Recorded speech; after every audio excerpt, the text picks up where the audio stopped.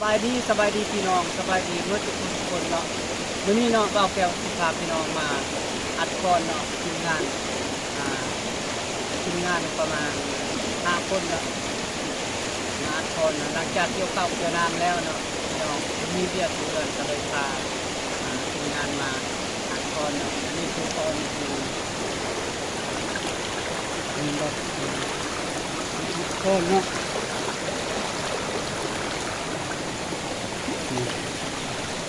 อัดคอนนะฮะปลาเนาะมื้อนี้เนาะสิมากินข้าวปลาเนาะพี่น้องเพราะว่ากินข้าวอยู่เฮือนกับบ่แซ่บเนาะก็เลยมากินข้าวปลาพาทีมงานมากินข้าวปลานี่คือทีมงานนี่คือร้านทรายเขาติดตามเบิ่งนำกันได้ปลาหรือบ่เนาะพี่น้อง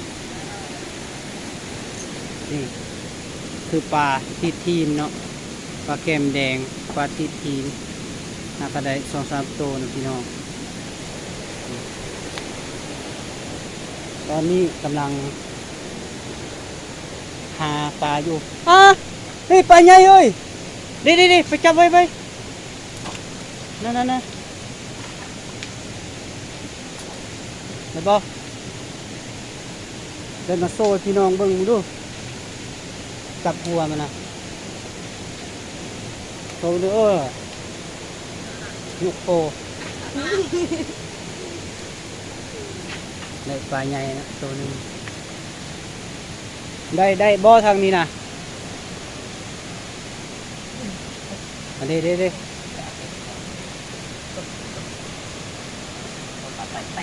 ี่คือน้องสายนะที่นี่นักล่าสัตว์นี่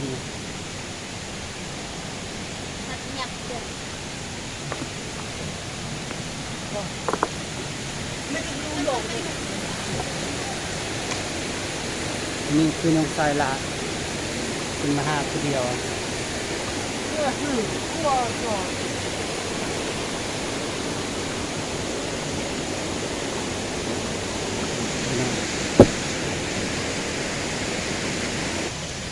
มีห้างใส่นะพี่น้องจักสิได้หรือเปล่าฟาร์มเขา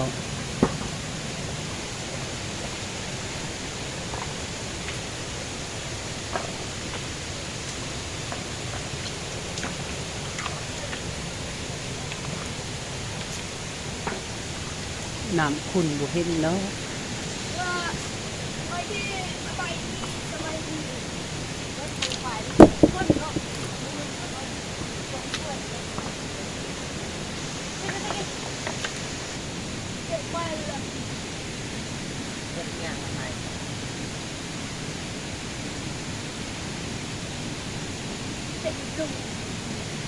เนาะได้เอียนตัวหนึ่งโซ่พี่น้องเบิ้งโอเค Let's go. Let's go.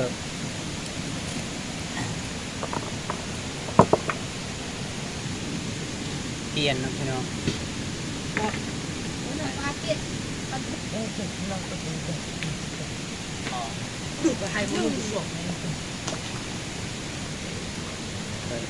พี่น้องเบิ่งดูปลาขวดพี่น้องปลาขวด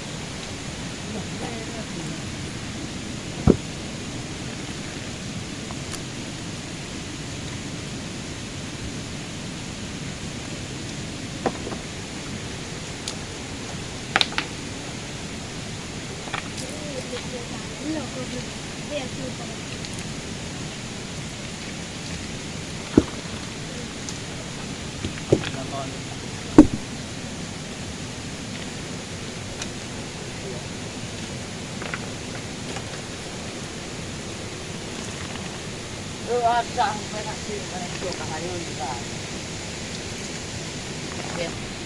Konjang. Tek. Hey. Mày Konjang. Stop.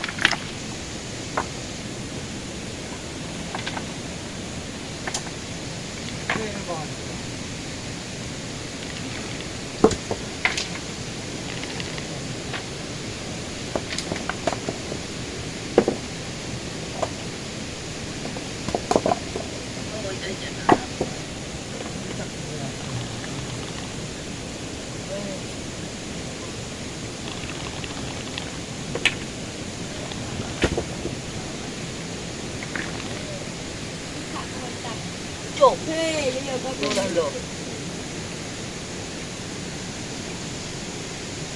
ต้มโต được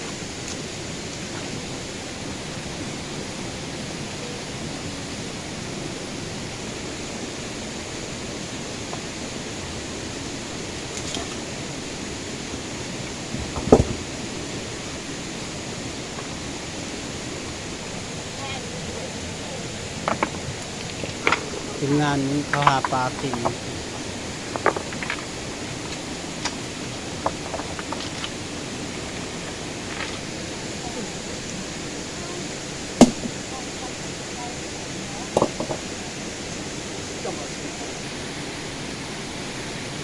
mà đây cái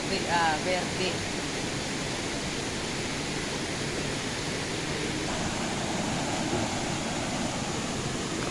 ปลาขวดได้ลายเติบอยู่ได้นี่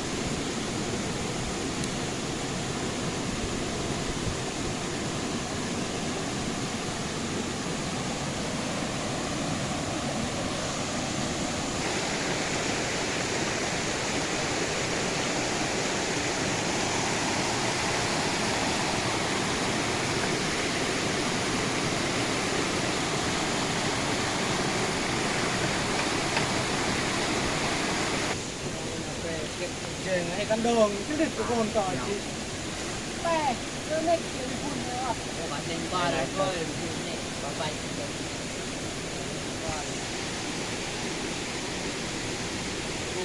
bằng bằng bằng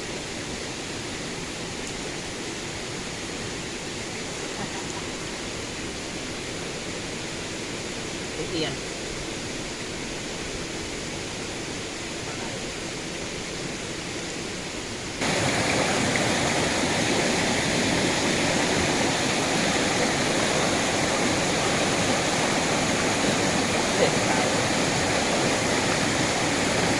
đặt cái cột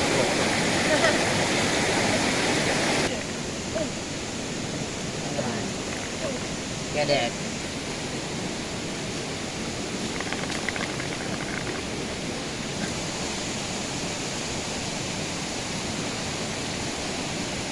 ngon nghe à vậy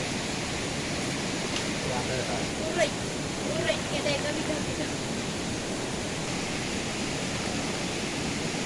Em ngon Ô đắt. Đối dừng dừng. Hey, bahan mo. เวลาเตาบ่อนัว ถ้าบอลนัวกันมันไม่ตก โอ้เตาดี เย่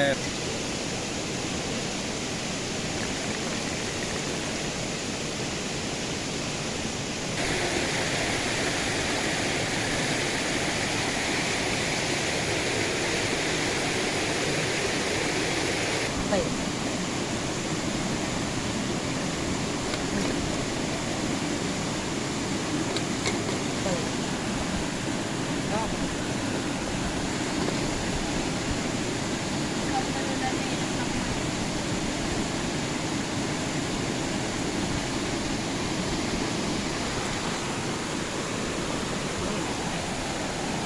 Dạ.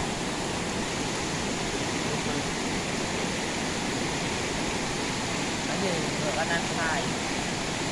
Ai à mày?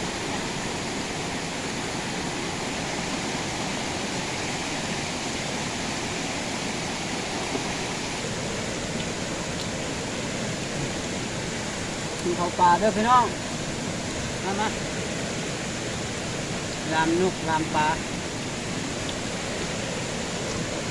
ครับ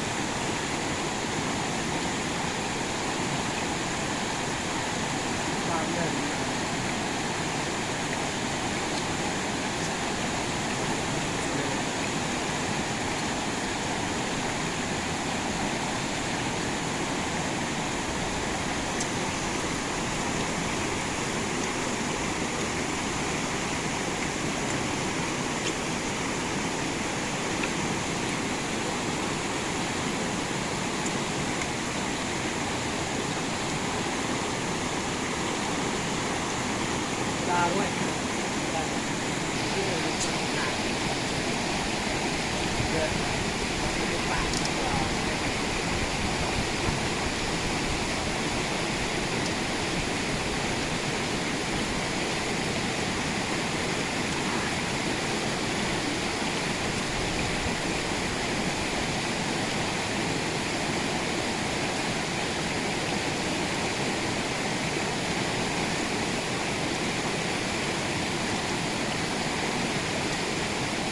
แซ่บบ่หัวหน้าใหญ่ ครับ นกโปเต้กันแซ่บ